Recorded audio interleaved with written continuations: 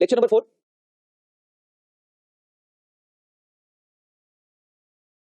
हम लोगों ने अभी तक क्या क्या पढ़ लिया है, मुझे तो कुछ भी याद नहीं है मैंने क्या पढ़ा है।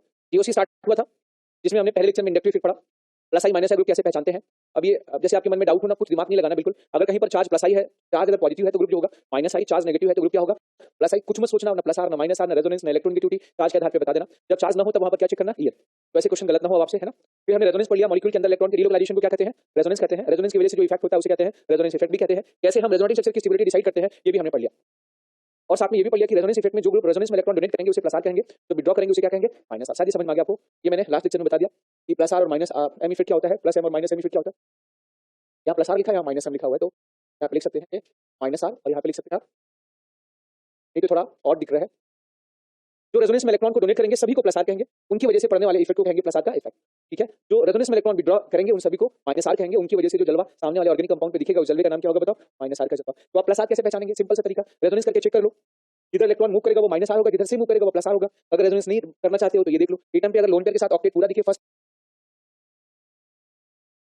एटम पर जो कि कॉन्जुगेशन में हो, तो डबल बॉन्ड से या बेंजीन से जुड़ा हो, उस पे अगर लोन पेयर हो ऑक्टेट पूरा हो तो प्लस आर, और नेगेटिव चार्ज हो ऑक्टेट पूरा हो तो भी प्लस आर। ठीक है, दूसरा पॉजिटिव चार्ज हो और ऑक्टेट इनकम्प्लीट हो, ऑर्बिटल खाली हो, या मल्टीपल बॉन्ड ग्रुप जुड़ा हो और ऑक्टेट अगर मल्टीपल बॉन्ड ग्रुप जुड़ा हो, किनारे वाले एटम का ईएन ज्यादा होता है, वैसे ग्रुप भी क्या कहलाते हैं बताओ, माइनस आर। ये हमने यहाँ तक देख लिया। ठीक है, अब उसके बाद एक और बात पहचानने का तरीका आपको बता दिया। मान लो कहीं पर आपको ऑक्टेट कंप्लीट दिखे और फिर भी वैकेंट ऑर्बिटल नजर आए, जैसे यहाँ पर कोई वैकेंट ऑर्बिटल नजर आए, ये भी माइनस आर की तरह बिहेव कर सकता है। जैसे मान लिया कोई थर्ड पीरियड के एलिमेंट जुड़ा हो, जैसे क्लोरीन है, सल्फर है, या इस प्रकार से फास्फोरस है, तो इनके पास डी ऑर्बिटल हमेशा खाली होते हैं, क्योंकि जब तक ये 9 बॉन्ड नहीं बनाएंगे तब तक इनके पास डी ऑर्बिटल हमेशा क्या होंगे, खाली होंगे। कहीं भी आज तक हमने 9 बॉन्ड देखा नहीं है, तो थर्ड पीरियड के एलिमेंट जहां भी हो वो सब माइनस आर की तरह बिहेव करते हैं।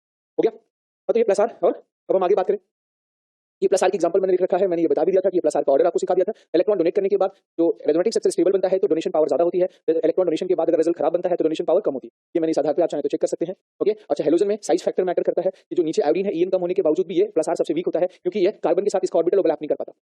ठीक है, ये इलेक्ट्रॉन कैसे मूव करता है, एक ऑर्बिटल से दूसरे ऑर्बिटल में मूव करता है। जैसे मैंने आपको बताया था कि किसी पेड़ पर कोई बंदर हो तो एक डाल से दूसरे डाल पे जब वो जाता है, एक डाल को पहले पकड़े रहता है, फिर एक डाल को छोड़ने से पहले दूसरे डाल को क्या करता है बताओ, पकड़ता है। तो याद रखना इलेक्ट्रॉन का मूवमेंट इसी प्रकार से होता है कि ऑर्बिटल जब ओवरलैप करती है तो इलेक्ट्रॉन एक ऑर्बिटल से दूसरे ऑर्बिटल में क्या होते हैं, ट्रांसफर होते हैं कॉन्टैक्ट प्रोसेस के द्वारा। तो अगर मान लिया साइज में अंतर होगा तो ऑर्बिटल ओवरलैप नहीं करेगा। माइनस आर ग्रुप के एग्जांपल हमने आपको दिखा दिए थे, कुछ ऐसे ग्रुप भी नजर आएंगे जो जरूरत के हिसाब से काम करेंगे। जैसे मान लिया सामने वाले को इलेक्ट्रॉन की आवश्यकता पड़ेगी तो डोनेट भी कर देंगे, और अगर अधिक होगा तो ले भी लेंगे। जैसे मैं बात करूं, अगर यहाँ पर CS2 पर प्लस चार्ज है, इससे हम जोड़ दें क्लोरीन को, ये क्लोरीन, अब देखिए इस कार्बन पर ऑर्बिटल खाली है, यहाँ पर आउटर मोस्ट शेल में 6 इलेक्ट्रॉन है, यहाँ इलेक्ट्रॉन की कमी है, ये क्लोरीन अपना लोन पर डोनेट कर देता है, कोऑर्डिनेट बॉन्ड जैसे होता है ना उसी प्रकार से, और ये इस प्रकार से इलेक्ट्रॉन मूव कर जाता है। यहाँ पर क्लोरीन प्लस आर का काम किया CS2 के लिए, ये इसका काम किया जो है प्लस आर।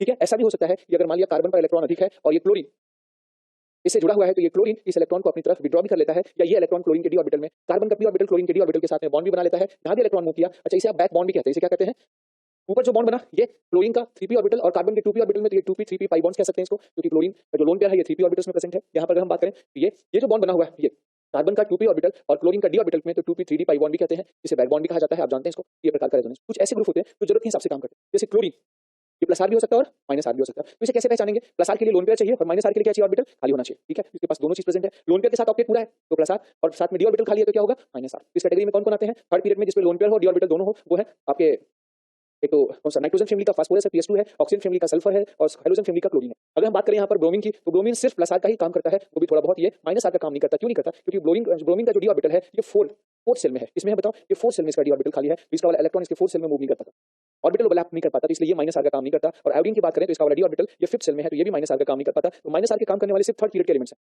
तो आपने देख लिया होगा कौन कौन से हो गए, देखो SH SR PS2, जहां भी लोन पर दिखे और डी ऑर्बिटल खाली दिखे, 3d ऑर्बिटल खाली दिखे, वो प्लस माइनस आर दोनों होता है। याद रखिए SH SR और PS2। ऐसे और भी एग्जांपल आप देख सकते हैं। जैसे मैं बात करूं, अगर हम CS2 प्लस के साथ में NO लगा दे, नाइट्रोसो ग्रुप लगा दे, तो नाइट्रोसो में देखिए नाइट्रोजन पर octet complete plus lone pair, octet complete है नहीं, यहाँ पर आप चेक करिए, यहाँ पर 3 बॉन्ड है तो 3 बॉन्ड से 6 इलेक्ट्रॉन प्लस ये लोन पेयर, तो जरूरत पड़ने पर ये अपने पड़ोसी कार्बन को इलेक्ट्रॉन दे देता है। अच्छा, इलेक्ट्रॉन देने से फायदा क्या होता है, इलेक्ट्रॉन देने से फैमिली में नंबर ऑफ बॉन्ड बढ़ जाते हैं, और नंबर ऑफ बॉन्ड बढ़ने से स्टेबिलिटी क्या हो जाती है, बढ़ जाती है। तो बॉन्ड इलेक्ट्रॉन देने का मकसद होता है बॉन्ड बढ़ाना, और बॉन्ड फॉर्मेशन एक्सोथर्मिक प्रोसेस है, मॉलिक्यूल को स्टेबलाइज करता है। ठीक है, अगर मान लिया इसी मॉलिक्यूल में ये कार्बन पर माइनस चार्ज है, ठीक है, इसको इलेक्ट्रॉन की आवश्यकता नहीं है, तो ये जो माइनस चार्ज होता है ये इस p ऑर्बिटल, ये पाई बॉन्ड के साथ डिलोकलाइज हो जाता है इस तरीके से, और यहाँ पर ये नाइट्रोसो ने माइनस चार्ज वाले इलेक्ट्रॉन को भी अपनी तरफ विड्रॉ कर लिया, खींच लिया। इस कैटेगरी में ये आपका कहलाएगा माइनस आर, और ऊपर वाली कैटेगरी में क्या कहलाएगा जो है, जैसे आपने देखा, जैसे मान लिया माइनस आर होने के लिए आपने क्या देखा था, माइनस आर होने के लिए मल्टीपल बॉन्ड होना चाहिए था, क्या होना चाहिए था, मल्टीपल बॉन्ड, और साथ में किनारे वाले एटम का ईएन ज्यादा होना चाहिए था, और प्लस आर होने के लिए लोन पेयर चाहिए था। अगर दोनों चीज हो तो फर्स्ट एटम पे लोन पेयर भी हो, मल्टीपल बॉन्ड भी हो, किनारे वाले एटम का जो है इलेक्ट्रॉन की हाई हो, तो दोनों नीचे शो करता है। ऐसे कैटेगरी में आपके कौन कौन से हैं, देखो, एक NO है, एक SO2 माइनस है, एक SO2H है, ये सभी क्या है, प्लस माइनस आर दोनों भी हाई शो करते हैं। ये केटायन को भी स्टेबल करते हैं और एनायन को भी स्टेबल करते हैं।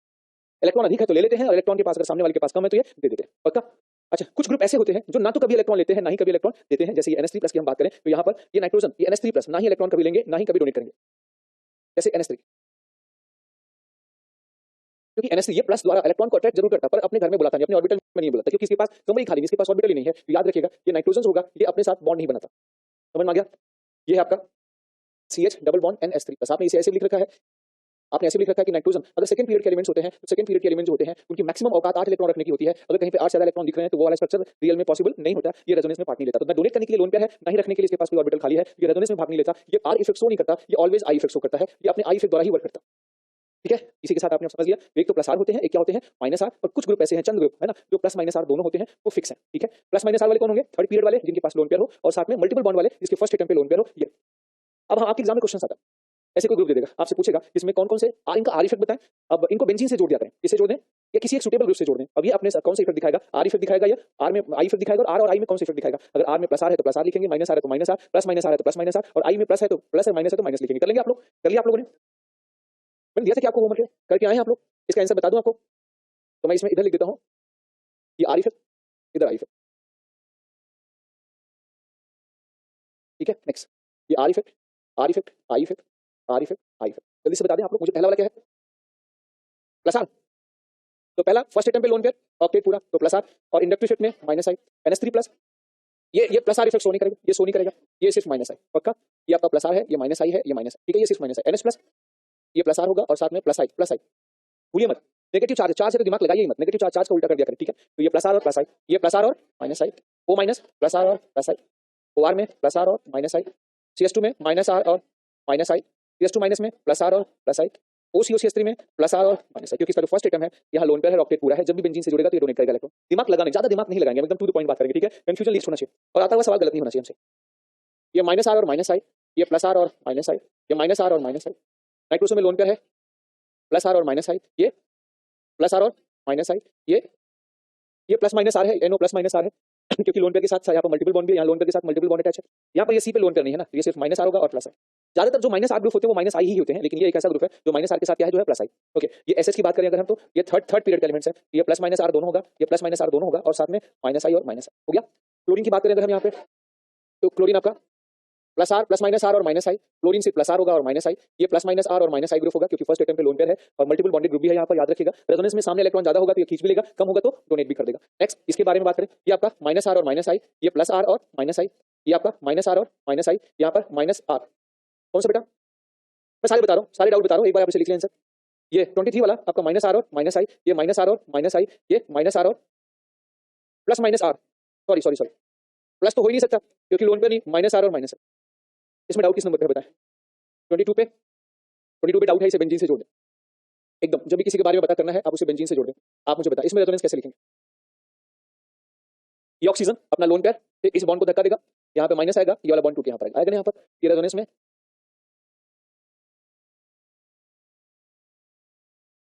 अब क्या होगा बताओ? ये माइनस चार्ज फिर इस बॉन्ड को क्या करेगा? रिपेल करेगा। जब इस बॉन्ड पे रिपल्शन पड़ेगा तो ये माइनस रिपल्शन से ये बॉन्ड टूट के यहाँ पर आ जाएगा, फिर ये आगे बढ़ के यहाँ पर क्या करेंगे? बॉन्ड बना लेंगे। बॉन्ड बना लेंगे ना बेटा, ये आगे बढ़ेगा और ऐसे बॉन्ड बना लेगा। तो ये ओवरऑल ग्रुप ने इस बेंजीन को इलेक्ट्रॉन क्या किया? डोनेट किया या विड्रॉ किया? डोनेट किया। इसे कौन सा ग्रुप कहेंगे बताओ? Plus R. मेरी बात समझ में आ गई? अब आगे बढ़ जाए हम लोग। ठीक है, ये प्लस माइनस आर की कहानी समाप्त, यहीं पे समाप्त होती है। अब हम बढ़ेंगे क्रॉस एंड एक्सटेंडेड कॉन्जुगेशन। आप सब जानते हैं क्या हुआ? डाउट है? 21 ये बेंजीन से जोड़ दो, क्वेश्चन सॉल्व हो जाएगा। एक्चुअली आप स्ट्रक्चर देख के आपके मन में डर होता है, बस इस दिन से डर हटा दें, सारे क्वेश्चन अपने आप से होने लगे। डर हटा दो, एक भी क्वेश्चन गलत नहीं हो। बहुत ध्यान से यहाँ पर मुझे बताओ, रेजोनेंस कहाँ से शुरू करोगे? जो पोलर पाई बॉन्ड है पहले उसको तोड़ोगे, ये बॉन्ड टूट के कहाँ पे जाएगा? ऊपर। यहाँ पर क्या आएगा? प्लस। फिर इस बॉन्ड को अपनी तरफ बुलाएगा, फिर यहाँ पर क्या आएगा? फिर बेंजीन से इलेक्ट्रॉन क्या करेगा? बुलाएगा। फिर कैसा ग्रुप हो जाएगा? और ईएन ज्यादा है तो माइनस आई हो जाएगा पक्का। चले, है ना लोन पेयर? रहने दो लोन पेयर, क्या फर्क पड़ता है? लोन पेयर दूसरे ऑर्बिटल में है और ये पाई बॉन्ड दूसरे ऑर्बिटल। अब आप डाउट बताएं, डाउट मन में कुछ चल रहा है बोलो। Okay, cross conjugation extended. जब आपके मन में कोई डाउट आता है ना, जैसे किसी क्वेश्चन को लेकर डाउट आता है, उस क्वेश्चन को रफ पेपर पे आप लिखा करो। मैं आपको बता दूं 10 क्वेश्चन में से 4-5 क्वेश्चन अपने आप सॉल्व हो जाएंगे लिखते ही। ठीक है, चलिए cross conjugation extended conjugation. Okay, मैं आपको बताऊं, अगर कहीं ऐसी स्थिति हो जाए कि बीच में एक पाई बॉन्ड, इस पाई बॉन्ड को एक लेफ्ट साइड से खींच रहा है, एक राइट साइड से खींच, समझ में आ गया? ये इस पाई बॉन्ड को राइट साइड से एक धक्का दे रहा है और लेफ्ट साइड से एक धक्का दे रहा है, मतलब इनकी ताकत एक दूसरे को कैंसिल कर रही है, ये क्रॉस कर रहे हैं ना, बिल्कुल ऐसे। पक्का? तो ऐसे ऐसे कहें इसी पाई बॉन्ड को एक तरफ एक साइड से खींच रहा है और एक साइड से धक्का दे रहा है, ये पाई बॉन्ड। तो ऐसे कंजुगेशन में मतलब क्रॉस कंजुगेशन कहा जाता है जिसमें अपोजिट डायरेक्शन में फोर्स काम करता है, अपोजिट डायरेक्शन में इलेक्ट्रॉन का मूवमेंट होता है। मतलब ये चाहता है इधर का ग्रुप चाहता है ये पाई बॉन्ड राइट चला जाए और इधर ग्रुप चाहता है ये पाई बॉन्ड लेफ्ट आ जाए। मतलब एक चाहता है कि राइट चला जाए, एक चाहता है तो लेफ्ट हो जाए। मतलब दोनों की ताकत, दोनों अपोजिट अपोजिट डायरेक्शन में लेके जाना चाहते हैं। लेकिन अगर रेजोनेंस कहीं पर ऐसा हो रहा है ना, एक सामने इलेक्ट्रॉन खींच रहा हो और पीछे से उसने उसको धक्का दे दिया, जा भाई ले जा तू, वो पाई बॉन्ड को धक्का देना चाहता है, वो उसे खींचना चाहता है। जैसे ठेला है, समझिए ठेला जो सब्जी बेचते हैं गली में, है ना, पिताजी सामने से खींच रहे हैं, बेटा पीछे से धक्का दे रहा है, तो ठेले का मूवमेंट क्या हो जाएगा यहाँ पर जो है फास्ट। जो डाइपोल मूवमेंट में आपने देखा था कुछ इस प्रकार से, ठीक है। या ऐसा हो कि एक ही डायरेक्शन से एक थोड़ा खींच रहा हो, दूसरा भी उसी डायरेक्शन में भेज रहा हो, ओके। तो या एक ही डायरेक्शन से दोनों धक्का दे रहा हो, वैसे कंजुगेशन को हम कहते हैं एक्सटेंडेड कंजुगेशन, ठीक है। और ऐसे कंजुगेशन को क्या कहते हैं बताओ? Cross conjugation. अभी थोड़ा हाइपोथेटिकल था तो मैं इसे एक बार यहाँ पर लिख के दिखाता हूँ। जैसे एक स्ट्रक्चर, ये स्ट्रक्चर, ये पाई बॉन्ड, दिस वन, एक दूसरा स्ट्रक्चर। अगर हम बात करें रेजोनेंस की, तो इसमें रेजोनेंस कैसे लिखेंगे? ये वाला बॉन्ड वो अपनी तरफ खींचेगा, जिससे ऊपर क्या आएगा माइनस और सी पे क्या आएगा प्लस, फिर ये वाला बॉन्ड इस प्लस को न्यूट्रलाइज करने के लिए आगे बढ़ेगा, यू ऐसे बढ़ेगा रेजोनेंस।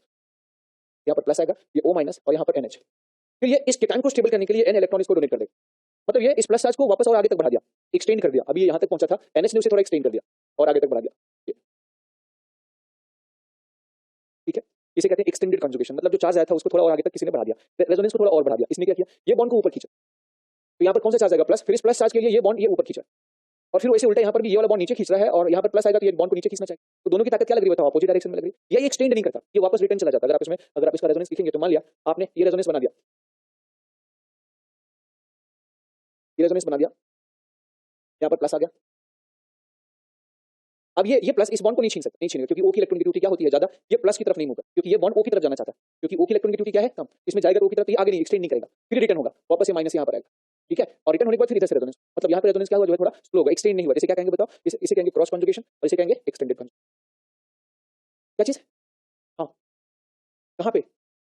अच्छा, इलेक्ट्रॉन की ड्यूटी देखो, मॉलिक्यूल में बॉन्ड बनाने से स्टेबिलिटी क्या होती है? बढ़ती है ना। आपको मैंने बताया था रेजोनेटिंग स्ट्रक्चर की स्टेबिलिटी, ये दोनों में से कौन ज्यादा स्टेबल होता है?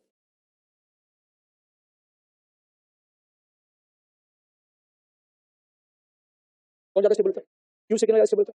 जबकि नाइट्रोजन में प्लस चार्ज है, बॉन्ड बन रहा है, ऑक्टेट पूरा हो रहा है, नंबर ऑफ बॉन्ड बनाने से मॉलिक्यूल स्टेबलाइज होता है, इसलिए बॉन्ड बन रहा है। आया समझ में आपको? कभी कभी किसी गली में आपको नहीं जाना होता, लेकिन फिर भी जाते हैं ना आप, क्यों जाते हैं? स्टेबिलिटी बढ़ाने के लिए जाते हैं ना जो है। ओके चलिए ठीक है। अच्छा, एक्सटेंडेड कंजुगेशन और क्रॉस कंजुगेशन को पहचानने का आसान तरीका बता दूं। जब मतलब इसमें ये पाई बॉन्ड के ऊपर एक माइनस आर ग्रुप लगा है, नीचे भी माइनस आर ग्रुप लगा है, और इसमें क्या है ऊपर माइनस आर लगा है, नीचे क्या लगा है प्लस आर। तो कभी भी याद रखिएगा एक्सटेंडेड और क्रॉस कंजुगेशन में अंतर क्या होता है कि आपको एक तरफ का ग्रुप अगर प्लस आर होगा तो दूसरी तरफ ग्रुप क्या हो जाएगा माइनस आर। ये होगा एक्सटेंडेड कंजुगेशन की कहानी। और दोनों तरफ अगर प्लस आर होगा, समझ में आ गया? दोनों तरफ क्या हो जाए बेटा? प्लस आर हो जाए, दोनों ही पाई बॉन्ड, जैसे कहेंगे या दोनों तरफ क्या हो जाए जो है माइनस आर हो जाए, ठीक है। तो ऐसे कंजुगेशन में क्या कहेंगे बताओ? Cross conjugation. ये पहचानने का तरीका है आगे फ्यूचर में। अच्छा, रेजोनेंस किसमें तेज होगा? रेजोनेंस हमेशा एक्सटेंडेड कंजुगेशन में ज्यादा इफेक्टिव होता है, क्रॉस कंजुगेशन में। तो ये दिखाना पड़ेगा या समझ गए आप लोग? यहाँ पर resonance in extended conjugation is more effective, fast, G, then cross, पक्का? then cross। अभी हम आगे बात करेंगे और भी चर्चा चलेगी। Next, what is SIR effect? Sir effect, तो जो आपके सर का इफेक्ट है उसे क्या कहेंगे बताओ? क्या सुना होगा इसके बारे में? Steric inhibition of resonance, steric inhibition of resonance. Spelling mistake क्या हो तो करेक्शन कर लेना, है ना। स्टेरिक इनहिबिशन ऑफ रेजोनेंस,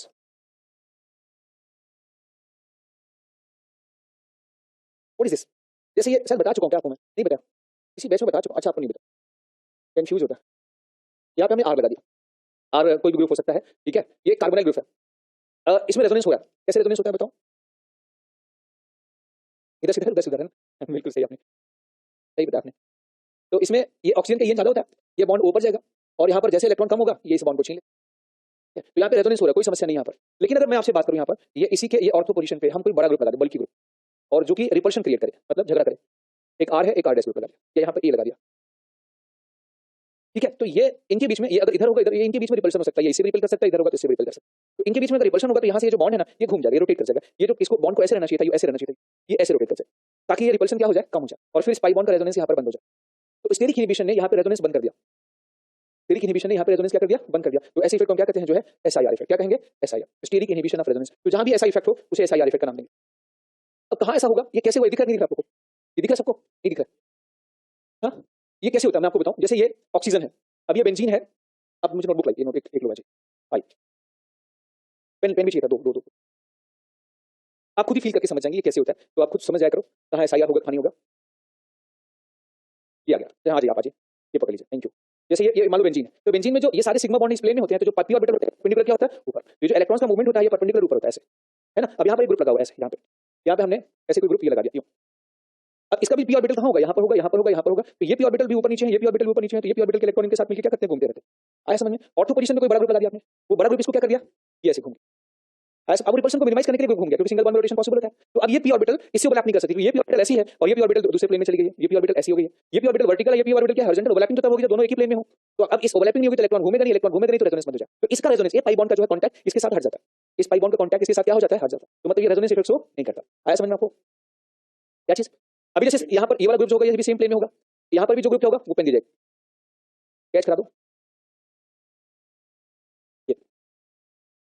ये देखो बहुत सिंपल सा, ये ग्रुप सब सेम प्लेन में, तो सेम प्लेन में है। ये ग्रुप अगर बल्कि होगा, ये बल्कि होगा तो हाइड्रोजन बॉन्ड न बने, बस हाइड्रोजन बॉन्ड बनेगा तो प्लेन चेंज नहीं होगा, समझ में आ गया। तो हाइड्रोजन बॉन्ड न बने, बस झगड़ा होना चाहिए, इनके बीच में लड़ाई होना चाहिए। तो ये जैसे लड़ाई होगी, ये लड़ाई को कम करने के लिए अभी ऐसे हो जाएगा, तो दूरी बढ़ गई ना इसके बीच में, तो लड़ाइयां थोड़ी क्या हो जाएंगी, कम हो जाएंगी। तो इस बल्कि इस बॉन्ड का इसके साथ कॉन्टैक्ट भी क्या हो गया, तो अभी रेजोनेंस नहीं होता। एसआईआर इफेक्ट इसी को कहते हैं, इस थ्योरी की इनहिबिशन ऑफ रेजोनेंस। क्लियर हो गया, चलो ठीक है। अब ये एसआईआर इफेक्ट कहां पर होगा मैं आपको बताऊं, अक्सर वही होगा जहां पे कोई ग्रुप ट्राइगोन बनाता है। बेंजीन का कार्बन है ना, ये बेंजीन का कार्बन है, यहां से ट्राइगोन बन रहा है ऐसे कुछ, और वो प्लेनर ट्राइगोनल ग्रुप हो, जो कि यहां से ट्राइगोन बनाएगा, वहीं पर रिपल्सन इफेक्ट होगा। मान लो लीनियर ग्रुप होता है तो ऐसे लीनियर ग्रुप होता है, मान लो ये बेंजीन से लीनियर ग्रुप लगा होता है, तो रिपल्शन होने के बावजूद भी ये रोटेट होगा, तो यहाँ पर भी तो प्लेन, यहाँ पर स्ट्रेन में कोई परिवर्तन आएगा नहीं, रोटेट होगा तब भी नहीं होगा तो भी रोटेट होगा नहीं, फिर यहाँ पर तो रेजोनेंस होता रहता है। ये सिर्फ कहाँ लगता है, जहाँ पे trigonal minus M group attach होते हैं, जैसे NO2 है, CHO है, कीटोन है, एसिड है, नाइट्राइड है, जो एसिड डेरिवेटिव्स हैं वो ग्रुप लगे होंगे, और यहाँ पर हाइड्रोजन के अलावा कोई बड़ा ग्रुप हो, हाइड्रोजन से लगभग सारे ग्रुप को बड़ा ग्रुप माना जाता है। आया समझ में आपको बेटा, तो बस एसआईआर इफेक्ट आपको समझ आ गया, आगे सबको समझ में पक्का, बोलो बेटा ठीक है। अच्छा यहाँ पर ये ट्राइगोनल ग्रुप पे ही लगेगा, जैसे मान लो कोई ऐसे ग्रुप हो गया SO3H, sulphonic acid, sulphonic acid में जो होता है वो पिरामिडल शेप होता है, इस प्रकार से अलग शेप होता है, ठीक है। तो वहां पर एक ग्रुप अगर अब सल्फोनिक एसिड हो गया, यहाँ पर ये प्लेन बदले, वहां पर रेजोनेंस नहीं होगा, सल्फोनिक एसिड। अब आगे हम आपको बताएंगे, चलिए मान लीजिए कहीं पर प्लेन में बदलने के बाद एक पाई बॉन्ड प्लेन से चेंज हुआ, दूसरा पाई बॉन्ड प्लेन में आ गया, वहां पर एसआईआर इफेक्ट चलता रहेगा, नहीं लगेगा,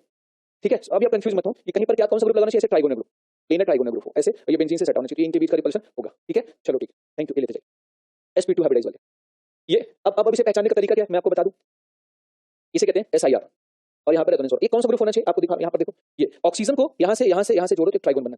और ऐसे कौन कौन से ग्रुप हो सकते हैं यहाँ पर, जैसे सारे माइनस एम ग्रुप इस कैटेगरी में आते हैं। आपने NO2 लिखा है ना, NO2, ये NO2 पे एसआईआर का इफेक्ट लगेगा। नेक्स्ट आगे carbonyl group, aldehyde and ketone पे भी ग्रुप लगेगा। यहाँ हाइड्रोजन नहीं होना चाहिए, यहाँ हाइड्रोजन होगा तो चल जाएगा, ठीक है। नेक्स्ट कीटोन पर एसआईआर का इफेक्ट लगेगा। नेक्स्ट आप इसे एसिड डेरिवेटिव है ना, हेलोजन लगा दीजिए, कार्बोक्सिलिक एसिड लगा दीजिए, यहाँ पर एमाइड लगा दीजिए, एस्टर लगा दीजिए, एसिड लगा दीजिए,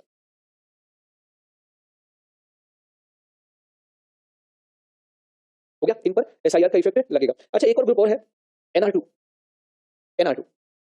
एक ये अभी स्टार्टिंग के सारे ग्रुप माइनस एम होते हैं, ये -R एक प्लस R ग्रुप होता है NR2, इस पर ये एसआईआर का इफेक्ट लगता है। इसका भी हाइड्रोजन sp2 हो जाएगा अगर बेंजीन से जुड़ेगा, तो क्यों होगा बताओ, क्योंकि लोन पे रेजोनेंस में भाग लेगा, तो लोन पे काउंट नहीं होगा, किसके प्लेनर हो जाएगा और sp2 हाइब्रिडाइज हो जाएगा, समझ में आ गया। और साथ में इनके ग्रुप के बीच में क्या होगा बताओ, रिपल्शन। तो ये है कुछ ग्रुप जिस पर एसआईआर का इफेक्ट लगेगा। और हमारे सिलेबस में एक पहला चैप्टर है हेलोजन डेरिवेटिव, उसमें एल्काइल ग्रुप होता है, उसमें एसआईआर इफेक्ट देखना नहीं है। दूसरा चैप्टर होता है एल्कोहल ईथर फिनॉल, तो फिनॉल में OH ग्रुप होता है, उस पर एसआईआर इफेक्ट लगेगा नहीं।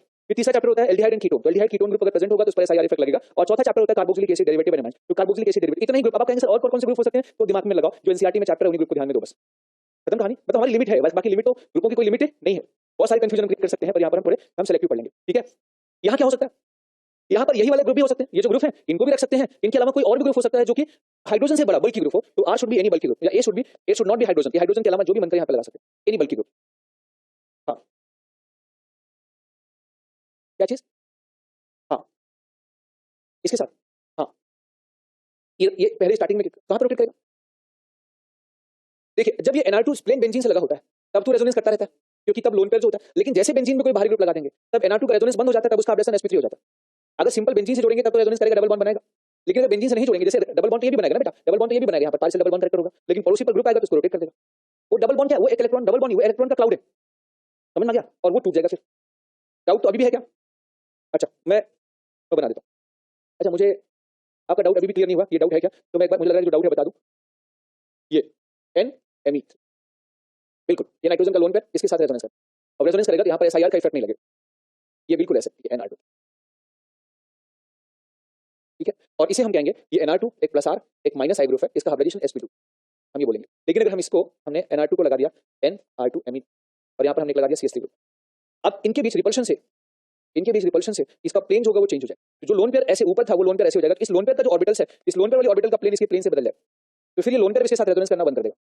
तो अब इसका नेचर हो जाएगा, अब इसे हम पहली बार इसे आप प्लस आर नहीं कह सकते, इसका नेचर ये NR2 आपका ये प्लस आर नहीं कह सकते क्योंकि ये रेजोनेंस नहीं कर रहा, ये सिर्फ माइनस आई कहलाएगा। दूसरा इसका हाइब्रिडेशन क्या कहलाएगा बेटा, ये sp3। अब आप डबल बताइए, डबल बॉन्ड तब आएगा जब प्लेन में होगा, जब प्लेन में नहीं होगा तो डबल बॉन्ड ही नहीं आएगा। अब क्लियर हो गया, आगे बढ़ जाऊं। अच्छा एकदम से यहाँ पर SIR इफेक्ट में डाउट मत आप दिमाग में रखिएगा, चंद ग्रुप याद कर लो, नाइट्रो है, कार्बोनाइल है, एसिड एसिड डेरिवेटिव और एक NR2, बस इन ये ग्रुप होंगे जिस पर SIR की छाया पड़ेगी क्योंकि अनलिमिटेड केमिस्ट्री है। अगर मैं मतलब किसी एक रिएक्शन को पकड़ लूं ना, एक सिंपल सा रिएक्शन पकड़ लूं तो उसमें करीब एक बुक लिखी जा सकती है, इतने रिसर्च वर्क। तो आपको एक पर्टिकुलर रिएक्शन डालेंगे तो इतने सारे बुक्स नजर आएंगे उस रिएक्शन पे, तो हमें सिर्फ क्या करना है, उतना ही पढ़ना है जितना हमारे काम का है। बढ़ो आगे, चलो SIR समझ में आ गया। अच्छा जिस ग्रुप पर SIR की छाया पड़ती है वो ग्रुप अपना R इफेक्ट खो देता है, जो ग्रुप बेंजीन के साथ रेजोनेंस करता रहता है वो R इफेक्ट दिखाता रहता है, ये आपका कहलाएगा माइनस आर और माइनस आई। परंतु अगर हम इस ग्रुप को यहाँ से बोलें तो ये माइनस आर ग्रुप नहीं कहलाएगा, सिर्फ क्या करेगा बताओ, माइनस आई। तो जब भी आगे के क्वेश्चन सॉल्व करिएगा तो इस बात को याद रखिएगा कि जब किसी ग्रुप पर SIR की छाया पड़ती है तो वो अपना R इफेक्ट खो देता है, ठीक है, ये काली छाया है ना, तो लिखेंगे the group do not show R effect upon which SIR effect is seen. अब ग्रामर में मत जाओ, उल्टा सीधा लिख गया तो कोई बात नहीं, लिख लो, है ना, बस फीलिंग से समझो, आगे समझना। चलो SIR आ गया, बोलो। अब हम पढ़ेंगे आगे aromaticity. Group do not show R effect, लिख दो पूरा क्या, अरे यार इस पे क्वेश्चन है, ठीक है लिख लिया करो यार थोड़ा। अच्छा ओके, अब हम पढ़ेंगे क्या चीज, सीन। सीन अच्छा कुछ गड़बड़ क्या, स्पेलिंग में बीन लिखा है क्या, अरे यार ये S है,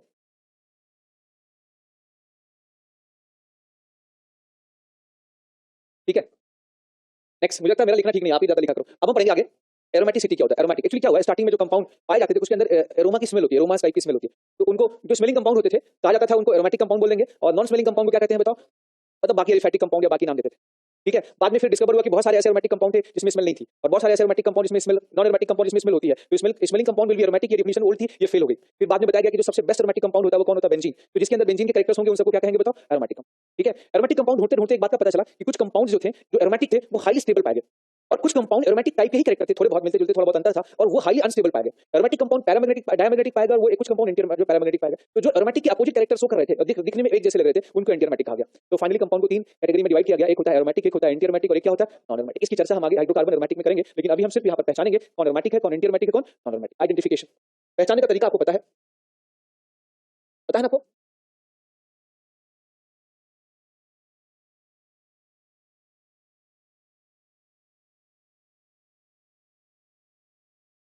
एरोमेटिक कंपाउंड, एंटीएरोमेटिक कंपाउंड एंड, पहले एरोमेटिक कंपाउंड की बात कर लें फर्स्ट, यही सबसे अच्छा आपको आता है बढ़िया से, है ना, इसमें कभी गलती नहीं होती है और ये याद भी होगा आपको, ओके। अच्छा एरोमेटिक कंपाउंड को पहचानने के लिए किसी दूर मत जाओ, बेंजीन को ध्यान से देखो, इसके चेहरे को याद कर लो या इसके बारे में याद कर लो, इसके कैरेक्टर को देख के आप एरोमेटिक कंपाउंड के कैरेक्टर को पहचान सकते हैं। तो मुझे बताओ बेंजीन जो है ये साइक्लिक है कि ये साइक्लिक है, एरोमेटिक होने के लिए मॉलिक्यूल के पास साइकिल होना चाहिए, ठीक है। अच्छा मान लिया मॉलिक्यूल के साइकिल है, तो साइकिल बेंजीन प्लेनर है या नॉन प्लेनर है, तो साइकिल शुड बी प्लेनर। और साइकिलिया में कितने पाई इलेक्ट्रॉन होने चाहिए याद रखिएगा, जैसे बेंजीन के अंदर कितने पाई इलेक्ट्रॉन है, 3 पाई बॉन्ड है, तो 6 पाई इलेक्ट्रॉन है, तो उसके अंदर 6 पाई इलेक्ट्रॉन होना चाहिए। फिर बाद में हकेल नामक साइंटिस्ट ने ढेर सारे एरोमेटिक कंपाउंड पर रिसर्च किया और उन्होंने कहा कि क्या हर एरोमेटिक कंपाउंड में 6 पाई होता है, तो उन्होंने पाया कि एरोमेटिक कंपाउंड में या तो 2 पाई होता है, या तो 6 पाई होता है, या तो 10 पाई, 2 में 4 जोड़ते जाओ, मतलब 4 के टेबल में 2 प्लस कर दो या 2 माइनस कर दो, 4 के टेबल में 4n + 2 पाई इलेक्ट्रॉन, समझ में आ गया। तो जिसके अंदर 4n + 2 पाई इलेक्ट्रॉन्स होगा उसे कहेंगे एरोमेटिक। ये जो बोल दिया किसने, हकिस ने, तो इसलिए इस रूल को क्या कहा जाता है, हकिस। ये 4 कैरेक्टर आपको याद रखना है, बस ये 4 कैरेक्टर जहां भी होगा वो मॉलिक्यूल क्या होगा बताओ, एरोमेटिक। पहला कैरेक्टर क्या है, मॉलिक्यूल शुड बी,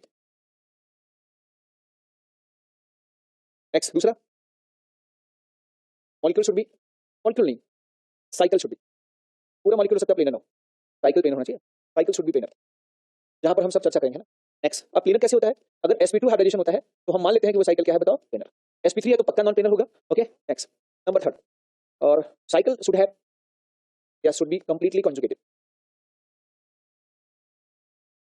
पूरी तरीके से कॉन्जुगेशन, आधा अधूरा नहीं, कंप्लीटली कॉन्जुगेटेड या रेजोनेटिंग। पूरे साइकिल में कम से कम एक तो एक गोल चक्कर होना चाहिए इलेक्ट्रॉन्स का, रेजोनेटिंग, आधा अधूरा होगा तो मामला नहीं है, रेजोनेटिंग। चौथा, cycle should have 4n + 2 pi electron. इसे किस अंकल ने दिया था इस रूल को बताओ, हकेल अंकल ने दिया था, इसलिए इसे कौन सा रूल कहेंगे बताओ, हकेल्स रूल, HUCKEL, हकेल्स रूल। जानते हैं आप लोग, बोले व्हाट इज हकेल्स रूल, तो क्या जवाब देंगे, a molecule to be aromatic compound should have 4n + 2 pi electron. खाली 4n + 2 मत बोलना, थोड़ा पूरा समझा देना, ओके। ए मॉलिक्यूल को एरोमेटिक के लिए होना चाहिए। अच्छा n की वैल्यू क्या हो सकती है बताओ, हां 0 1 2 3 4 5 6 n। अच्छा अगर n = 0 होगा तो 4n + 2 पाई इलेक्ट्रॉन कितने पाई इलेक्ट्रॉन हो जाएंगे बताओ, 2 पाई, 6 पाई, 10 पाई, 14 पाई एंड 18, 18, 2 में 4 जोड़ते जाओ। अभी तक जितने एरोमेटिक कंपाउंड आपको मिले हैं आपके सिलेबस में है, आपको 14 पाई इलेक्ट्रॉन ज्यादा की परेशान होने की आवश्यकता नहीं है, 14 15 16 पाई इलेक्ट्रॉन अगर आपको पता है तो फिर याद रखना, मतलब 4 के टेबल पढ़ लेना, 2 कम कर देना या 2 ज्यादा, चार के टेबल में 2 कम या 2 ज्यादा, मतलब 2 हो, 6 हो, 10 हो, 14 हो, 18 हो, 22 हो, ये हर सूत्र को फॉलो करते हैं। कंपाउंड शुड है, अच्छा इनके अलावा भी होना चाहिए, compound should be diatropic, compound should be diamagnetic. लेकिन डायट्रोपिक स्पेक्ट्रोस्कोपिक टर्म है, डायमैग्नेटिक भी एक जो है प्रैक्टिकल टर्म है, कई सारे, तो वो हम थ्योरेटिकली नहीं दे सकते, इसलिए उनको हमें यहाँ याद करने की कोई आवश्यकता नहीं है। बोलो ओके, क्लियर है आपका? कितने रूल हो गए बताओ एरोमेटिक कंपाउंड्स के बारे में, कितने रूल हो गए? हाँ। अच्छा किसी मॉलिक्यूल में ये एरोमेटिक कंपाउंड्स कहलाएगा, किसी मॉलिक्यूल में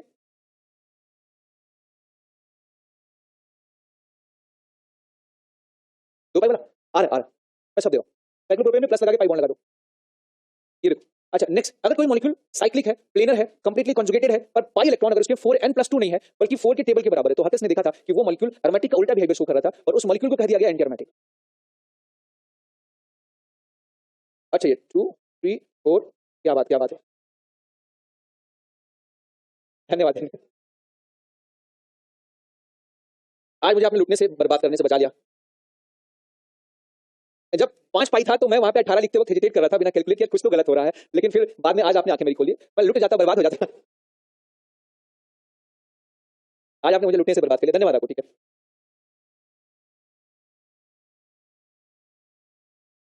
हो गया? अब क्या बेटा, रुक जाओ, क्या बोले बेटा, कैसे निकालेंगे? देखो अब आप प्लीज, वो कुछ और पूछ रही, हाँ हाँ हाँ, जीरो की वैल्यू फ्रैक्स में, एन की वैल्यू फ्रैक्शन में नहीं।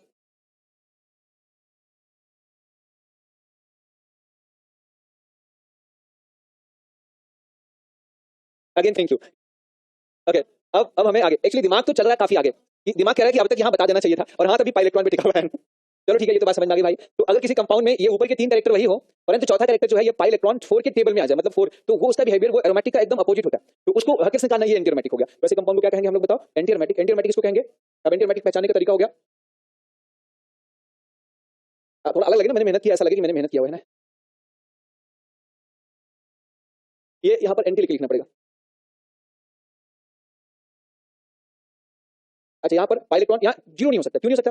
क्योंकि जीरो अगर हो गया तो भाई कॉन्जुगेशन ही नहीं होगा, सबका हाइड्रोजन sp3 हो जाएगा, तो यहाँ शुरुआत किससे होगी बताओ? 1 से। तो यहाँ पर 4n सॉरी, अगर n 1 है तो अब 4n मतलब 4 का टेबल पर डालो भैया, 4 पाई, 4 4 के टेबल तो याद ही होगा आप लोगों को, 4 8 12, फिर से 5 आ गया, हो गया। तो अगर कहीं पर ये पाई इलेक्ट्रॉन्स नजर आए बाहर, अगर ये बाहर चला जाता ना, क्या हुआ? यहाँ भी चेंज करना है क्या? चलो ठीक है, तो ये molecule should be cyclic, molecule should be planar, और molecule should be completely conjugated, और molecule should have 4n pi electron, तो मॉलिक्यूल क्या हो जाएगा? Antiaromatic. अब देखिए यहाँ पे नोट, जैसे मान लिया अब ये कुल 5 कैरेक्टर आपको याद रखने, एक साइक्लिक नेचर, एक कंप्लीटली कंजुगेटेड, एक प्लेनर, और एक साथ में पाई इलेक्ट्रॉन 4n+2 या 4n, तो इनमें या तो एरोमेटिक होगा या एंटी एरोमेटिक होगा। लेकिन अगर इन पांचों में से एक भी रूल वायलेट हो जाए, जैसे कोई नॉन एरोमेटिक, जैसे कोई नॉन प्लेनर हो जाए, या कोई कंप्लीटली कंजुगेशन हो, पार्शियली कंजुगेटेड हो, या कहीं पर हाइब्रिडेशन जो है सॉरी एसाइक्लिक हो जाए आपका, या पाई इलेक्ट्रॉन मिसमैच हो जाए, तो उन सबको हम क्या कहेंगे बताओ? Non aromatic. तो रिमेनिंग सारे कंपाउंड्स क्या हो जाएंगे? Non aromatic. तो लिखिए note, non aromatic molecule, non aromatic compound,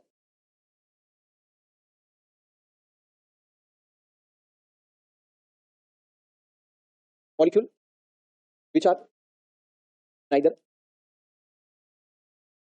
aromatic nor anti-aromatic will be, क्या कहेंगे बताओ? Non aromatic. X. Note number 2, अगर हम स्टेबिलिटी की बात करें, इसमें स्टेबल में aromatic compounds are more stable than non aromatic compounds and it is more stable than anti aromatic. Anti aromatic compound जो होते हैं ये इतना कम स्टेबल होते हैं कि रूम टेम्परेचर पे अगर ये बन गए, बनते ही 2 एंटी एरोमेटिक कंपाउंड वो डाइमर में कन्वर्ट हो जाते हैं, जो कि एक नॉन एरोमेटिक होता है। तो यहाँ पे लिख सकते हैं note number 3, anti aromatic compounds are so unstable. सिर्फ हाँ, जो एरोमेटिक कैरेक्टर्स होता है उसका अपोजिट कैरेक्टर, एरोमेटिक बहुत स्टेबल होता है, एंटी एरोमेटिक बहुत कम स्टेबल होता है। नहीं स्मेल नहीं आती, स्मेल सिर्फ एरोमेटिक में ही पाई जाती है। हाँ नहीं, एरोमास की स्मेल नहीं आती। नहीं अब ये नहीं डिटेल, हर एंटी, अच्छा हर एरोमेटिक कंपाउंड में स्मेल भी नहीं आती, और हर एलिफेटिक कंपाउंड में भी स्मेल नहीं आती। एमाइंस, आइसोसाइनाइड, ये सब क्या होते हैं? इसमें स्मेल आती है, लेकिन ये लोग जो है आपके एलिफेटिक होते हैं। क्लोरोफॉर्म स्वीट स्मेलिंग कंपाउंड है, जिसका यूज कभी-कभी आप लोग करते हैं ना, तो वो भी आपका जो है एक नॉन एरोमेटिक कंपाउंड्स है ना। तो anti aromatic compounds are so unstable, बात नहीं, at room temperature that they dimerize to non aromatic compounds. Anti aromatic compounds are so unstable at room temperature, ये इतना अनस्टेबल होते हैं कि डाइमर में बदल जाते हैं। जैसे मैं आपसे बोला ये दो एंटी एरोमेटिक कंपाउंड, आपको बताऊं इनके पास इलेक्ट्रॉन एंटी बॉन्डिंग ऑर्बिटल्स में होते हैं, और इनके एंटी बॉन्डिंग ऑर्बिटल में 2 अनपेयर्ड इलेक्ट्रॉन्स होते हैं। अब मैं मॉलिक्यूलर ऑर्बिटल पिक्चर से आपको दिखा नहीं सकता, मॉलिक्यूलर ऑर्बिटल पिक्चर आपको दिखाने की कोई आवश्यकता नहीं है, वो आपके लेवल पर है भी नहीं, वो ओलंपियाड वगैरह है, यूपीएससी वगैरह पूछा जाता है, तो आपके काम का नहीं है। बस आप इतना याद रखो, ये anti aromatic compound highly reactive होता है, और इसमें जो अनपेयर्ड इलेक्ट्रॉन्स पाए जाते हैं ये यूं समझिए, ये इसमें होमोलिसिस हो जाती है। जब होमोलिसिस होगी तो ये वाला बॉन्ड टूट के एक एटम पे चला जाएगा होमोलाइज करके, और एक इलेक्ट्रॉन यहाँ पर आएगा, और फिर ये आमने सामने ये इलेक्ट्रॉन इसके साथ, ये इलेक्ट्रॉन इसके साथ मिलकर एक नॉन एरोमेटिक कंपाउंड में कन्वर्ट होता है। तो एंटी एरोमेटिक कंपाउंड देखते हैं एक दूसरे के साथ, है ना, तेजी से बड़ा खुश होते हैं। जैसे एक असफल स्टूडेंट दूसरे असफल को देख करके बहुत खुश होता है ना, वैसे ये भी देख के खुश होते हैं, या एक सफल स्टूडेंट दूसरे को सफल को देख के खुश होता है। ऐसा होता है ना। तो दोस्त मिले, दोनों ही अगर रिजल्ट नेगेटिव आ गया तो दोनों एक दूसरे को देख के क्या होता है, खुश, कोई बात नहीं, चलते हैं ना। वही हाल इसका भी होता है। अच्छा, दो एंटी एरोमेटिक कंपाउंड्स हैं, ये आपस में डाइमर में कन्वर्ट हो जाते हैं। अब यहाँ पर ध्यान से देखिएगा, यहाँ पर हाइड्रोजन क्या हो चुका है, sp3, क्या हो चुका है, sp3, और कंप्लीटली कॉन्जुगेशन भी नहीं है, तो ये मॉलिक्यूल क्या हो जाएगा, नॉन एरोमेटिक कंपाउंड। ये ऐसा करते हैं क्योंकि नॉन एरोमेटिक कंपाउंड थोड़ा तो स्टेबल होते हैं, बोलो। और एक लास्ट पॉइंट आपको बता दूं कि जो एरोमेटिक कंपाउंड्स होते हैं, एरोमेटिक कंपाउंड्स ये बाय नेचर डायमैग्नेटिक होते हैं, डायमैग्नेटिक एंड डायट्रोपिक होते हैं, डायट्रोपिक। और एंटी एरोमेटिक कंपाउंड्स होते हैं, एंटी एरोमेटिक कंपाउंड्स ये बाय नेचर पैरामैग्नेटिक होते हैं एंड पैराट्रोपिक होते हैं। अब मैं आपको बताऊं, आपको पता होगा जहां अनपेयर्ड इलेक्ट्रॉन्स पाए जाते हैं उनको डायमैग्नेटिक कहा जाता है, जहां पे सारे इलेक्ट्रॉन पेयर्ड उसको क्या कहते हैं, पैरामैग्नेटिक। उल्टा बोलिए क्या, सॉरी, जहां पे अनपेयर्ड इलेक्ट्रॉन पाए जाता है उसको पैरामैग्नेटिक कहते हैं, जहां पे पेयर्ड इलेक्ट्रॉन्स पाए जाते हैं उनको डायमैग्नेटिक। आया समझ में आपको। डायट्रोपिक, अब ये स्पेक्ट्रोस्कोपिक वर्ड है,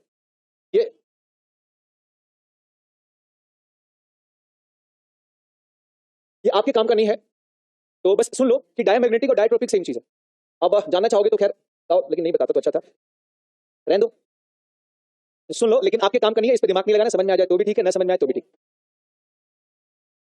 अब आपने पूछ लिया तो बता देता हूं। एक्चुअली एरोमेटिक कंपाउंड में इलेक्ट्रॉन गोल गोल घूमता रहता है, ऐसे हम सब जानते हैं, घूमता है कि नहीं घूमता। इस एरोमेटिक कंपाउंड में अगर मैग्नेटिक फील्ड अप्लाई कर दीजिए, कौन सा, और एरोमेटिक कंपाउंड में आपने मैग्नेटिक फील्ड अप्लाई कर दिया, तो इसकी जो इलेक्ट्रॉन्स का मूवमेंट होता है, ये मूवमेंट होता है, इसकी स्पीड बढ़ जाती है और फास्ट हो जाती है। तो एरोमेटिक कंपाउंड इनकी स्पीड क्या हो जाती है, बढ़ जाती है, और ये मूवमेंट इनका बहुत तेज होने लगता है। ठीक है। अब इस इलेक्ट्रॉन के मूवमेंट की वजह से, इस मैग्नेटिक फील्ड के मूवमेंट की वजह से एक इंड्यूस रिंग करंट प्रोड्यूस होती है, जो स्पेक्ट्रोस्कोपिक मशीन से ही आप एनएमआर से ही आप इसे चेक कर सकते हैं। एक स्पेक्ट्रोस्कोपिक, एक इंड्यूस रिंग करंट प्रोड्यूस होती है, जो कि एरोमेटिक कंपाउंड के बाहर तो ये मैग्नेटिक फील्ड की दिशा में होती है, और लेकिन ये एरोमेटिक रिंग के अंदर जो होता है, रिंग के अंदर ये मैग्नेटिक फील्ड के अपोजिट डायरेक्शन में होती है। इसके जो हाइड्रोजन होते हैं उनकी आप जो लैम्डा वैल्यू शिफ्ट हो जाती है, वो आपको जानना नहीं है, इतना याद रखो। ये इंड्यूस रिंग करंट होता है जो भी कंपाउंड बनाता है, इंड्यूस रिंग करंट। वो सारे कंपाउंड स्पेक्ट्रो, वो सारे कंपाउंड डायट्रोपिक होते हैं। अब सुनो, ये इंड्यूस रिंग करंट बनने का मतलब होता है कि वो मॉलिक्यूल साइक्लिक, इसका मतलब होता है कि उसमें इलेक्ट्रॉन गोल गोल घूमते हैं, और हाईली स्टेबल सिस्टम है। समझ में आ गया, मॉलिक्यूल कंप्लीटली कॉन्जुगेटेड है, प्लेनर, और वो इलेक्ट्रॉन्स एकदम प्रॉपर्ली इलेक्ट्रॉन्स मूव करता है, मतलब वो मॉलिक्यूल हाईली क्या है, एक्सरसाइज करता है, तो उसकी स्टेबिलिटी बहुत ही क्या है, ज्यादा। आया समझ में आपको। लेकिन अब इसकी जरूरत नहीं है, no need to remember this, आप इसे अभी तुरंत डिलीट कर दें अपने दिमाग से, ठीक है, हटा दूं, मिटा दूं, क्योंकि ये रहेगा तो आप मुझसे डाउट पूछेंगे पूछेंगे पक्का। चलो रहने दो, बताइए दिया। मैं देखता हूं आपका पेशेंस लेवल चेक करता हूं। ओके, अब ये चंद एग्जांपल्स हैं।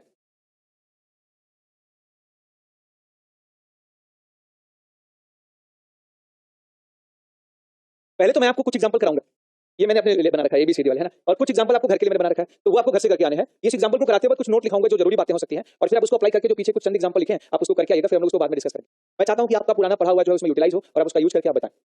जैसे आपसे पूछा जाए कि मॉलिक्यूल एरोमेटिक है कि एंटी एरोमेटिक है, तो चूंकि ये साइक्लिक नहीं है तो ये नॉन एरोमेटिक होगा, पक्का। यहां पर एक बात बता दूं, अगर मेरी सुन लो, ये जो जितने है ना, मेरी सुन लो, फिर ध्यान से सुन लेना, फिर अपना वाला यूज करना जो आगे एग्जांपल दूंगा।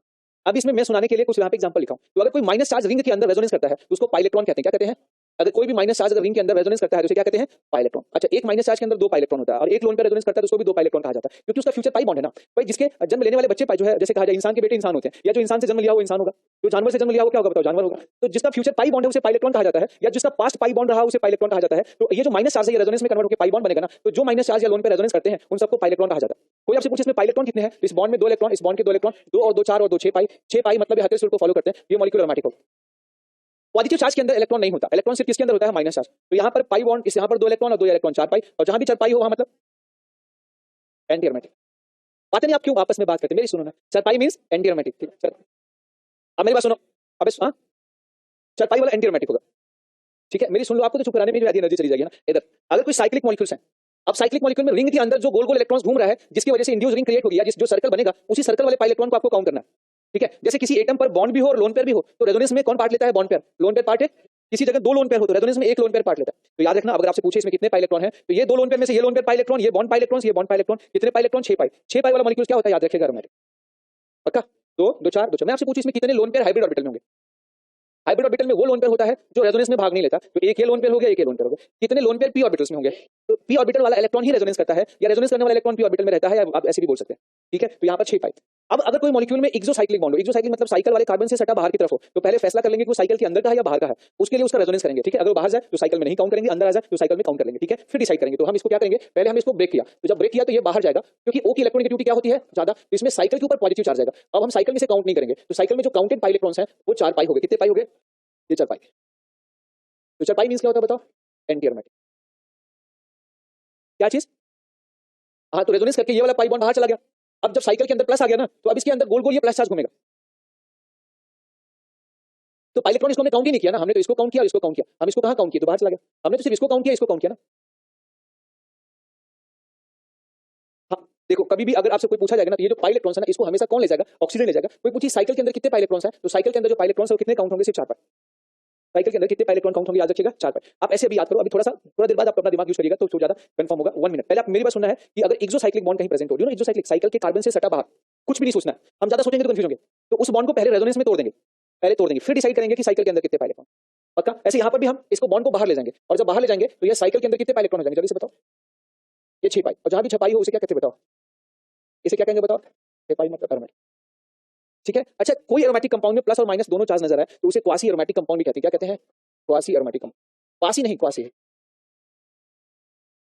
Aromatic compound having positive and negative both charge are known as, क्या कहेंगे बताओ। लेकिन दोनों चार्ज होना चाहिए, इसको नहीं समझ में आ गया, जिसमें दोनों चार्ज होगा हम उसी को कहेंगे। अगली बात, अब अगर किसी जगह पर ये पाई बॉन्ड है, ये एक्सोसाइक्लिक पाई बॉन्ड है, तो पहले हम इस एक्सोसाइक्लिक बॉन्ड को ब्रेक करेंगे, ब्रेक करके रेजोनेंस करेंगे। अब फिर साइकिल के अंदर के पाई इलेक्ट्रॉन को हम काउंट करेंगे, तो इसमें जो प्लस चार्ज है ये इस बॉन्ड को अपनी तरफ बुलाएगा या धक्का देगा, तो ये प्लस चार्ज की तरफ जाएगा। तो साइकिल के अंदर जो पाई इलेक्ट्रॉन आएगा वो कितने पाई होंगे, देखिएगा ये सिर्फ एक पाई बॉन्ड है और पाई इलेक्ट्रॉन 2 होगा। नॉन स्टॉप बातें कर रहे हैं कोई बच्चे, अब ये यही फ्यूचर में डाउट वाले बच्चे कहलाएंगे ना, तो जो बातें कर रहे हैं ना, ये यहाँ पर कितने पाई इलेक्ट्रॉन्स हो गए। तो पहले मेरी सुन लो, ऑर्गेनिक में देखो ये टोटल जो बातें होती है ना, ये सब एक्सपेरिमेंटल बातें होती है। इस एक्सपेरिमेंटल बातों को हम याद कैसे करें, बहुत कठिन होता है चीजों को दिमाग में बैठाना, क्योंकि केमिस्ट्री में पहले हम उम्मीद करते हैं, फिर एक्सपेरिमेंट होता है, फिर जो रिजल्ट आता है उसको हम पढ़ते हैं। अब उस चीज को आपको समराइज किया जाता है, चीजों को आसानी से समझने के लिए कुछ ट्रिक बना करके, कुछ तरीके बना के, वो जो तरीका हर जगह क्या करते हैं, काम करते हैं। मतलब हम लोग जब पढ़ते थे ना, एक एक कंपाउंड को लड़ते थे। अभी क्या है कि हम सारे कंपाउंड को लड़के एक जगह कलेक्शन कर चुके हैं, वो आपको डायरेक्टली बता देते हैं कि यहाँ पर ये देख लो, ठीक है। यहाँ पर बताइए, यहाँ पर कितने पाई इलेक्ट्रॉन हो गए बताओ, 4 पाई। तो जहाँ भी सॉरी 2 पाई, सॉरी 2 पाई, 2 पाई वाला मॉलिक्यूल क्या होगा, एरोमेटिक। क्या होगा, एरोमेटिक। ऐसे यहाँ पर भी क्या होगा, अच्छा सुनो, आप ऐसे भी कह सकते हैं, अगर आपको समझ में ना आए तो मॉलिक्यूल का रेजोनेंस कर लिया करो। अगर रेजोनेटिंग सेक्शन में एरोमेटिक बन जाए तो वो मॉलिक्यूल एरोमेटिक कहलाएगा, ठीक है। तो यहाँ पर हमने रेजोनेंस कैसे किया, ये माइनस चार्ज इस बॉन्ड को धक्का देगा, अपनी तरफ नहीं बुलाएगा, तो ये बॉन्ड मजबूरी में अंदर जाएगा साइकिल के अंदर, और साइकिल के अंदर अब फिर यहाँ पर क्या हो जाएगा, कितने पाई इलेक्ट्रॉन हो जाएंगे, जो है यहाँ पर 4 पाई, और जहाँ भी 4 पाई इलेक्ट्रॉन हो एंटी एरोमेटिक, ठीक है।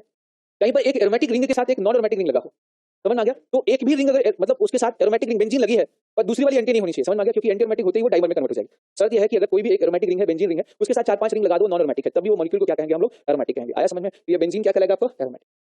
पक्का। यहाँ पर इसमें नाइट्रोजन का हाइड्रोजन sp3 हो गया, और sp3 होने से पूरे रिंग में रेजोनेंस नहीं हो। पक्का। अब याद रखना, इसमें आपको दिख रहा है कि कंप्लीट कॉन्जुगेशन इसके जैसा दिख रहा होगा आपको। यहाँ पर जो प्लस चार्ज है, यहाँ इलेक्ट्रॉन की कमी है, इसके पास ऑर्बिटल खाली है, तो ये इलेक्ट्रॉन इधर मूव कर सकता है क्योंकि इसका ऑर्बिटल खाली है। प्लस है, ये बुलाता भी है, इसके पास ऑर्बिटल खाली भी है, कमरे खाली भी, आउटर मोस्ट 6 इलेक्ट्रॉन्स है। लेकिन नाइट्रोजन के पास यहाँ पर 8 इलेक्ट्रॉन्स हैं, प्लस जरूर है, परंतु अब ये पाई बॉन्ड को बुला के बॉन्ड नहीं बनेगा क्योंकि नाइट्रोजन पेंटावैलेंट हो जाएगा, तो इसमें रेजोनेंस पूरी तरीके से नहीं होगा। पक्का। इसका हाइड्रोजन क्या हो जाएगा बताओ, sp3। अक्सर ये पूछा जाता है, बच्चे इसको एंटी एरोमेटिक कहते हैं, और उसको इसके आधार पर कहते हैं कि एक प्लस है तो 4 पाई इलेक्ट्रॉन्स हो गया, तो कंपाउंड क्या हो जाएगा, एंटी एरोमेटिक। ये जल्दबाजी में की गई गलती होती है, मत करिएगा। ऐसे अगर किसी यहाँ पर हम आपसे बात करें तो किसी साइकिल में एक बॉन्ड भी है और लोन पेयर भी है, तो रेजोनेंस में सिर्फ बॉन्ड ही पार्टिसिपेट करता है। इसमें पाई इलेक्ट्रॉन कितने हो जाएंगे, जो है 4 पाई। 4 पाई वाले मॉलिक्यूल क्या हो जाएंगे, याद रखिएगा, एंटी एरोमेटिक।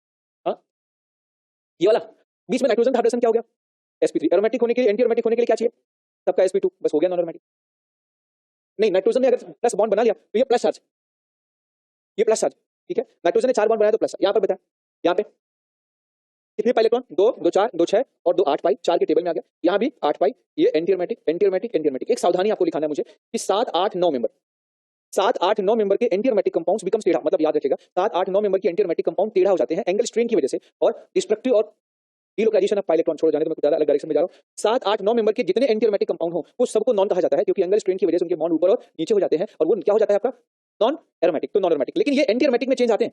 फिर से सुनना, किसमें चेंज आता है, जैसे ये 7 मेंबर का ये भी है और ये एरोमेटिक है, ये इसमें चेंज नहीं आती, ये इसमें भी एंगल स्ट्रेन है पर ये अपना प्लेन होता नहीं। अब आपको बता दूं कि जो एरोमेटिक कंपाउंड्स होते हैं उसमें पाई इलेक्ट्रॉन जो होता है वो जैसे जो सारे ऑर्बिटल ऊपर की तरफ है ना, वो सारे एक ही टाइप के लोब में इलेक्ट्रॉन का मूवमेंट होता है। ऊपर का इलेक्ट्रॉन ऊपर के लोब में और नीचे का इलेक्ट्रॉन क्या होगा, नीचे के लोब में मूव करता है। इसे कहते हैं कंस्ट्रक्टिव डिलोकलाइजेशन। इससे मॉलिक्यूल हल्का फुल्का नॉन प्लेनर भी होता है ना, वो प्लेनर हो जाता है।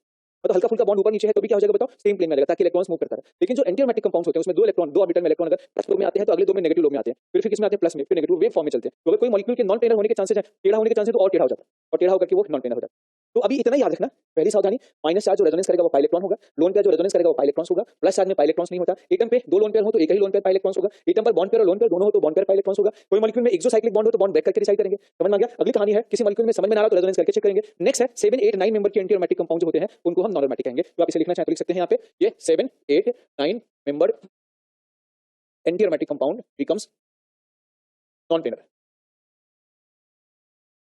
becomes non-planar, therefore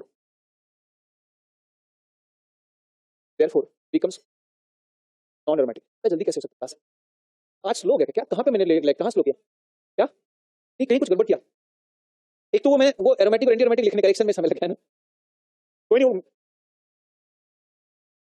ये 3-3, 4-4 स्लाइड लिखा है इसमें। ये होमवर्क है,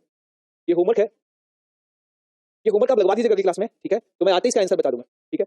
इसमें कुछ गलतियां आपसे हो सकती हैं पर होने दीजिए, ये थोड़े से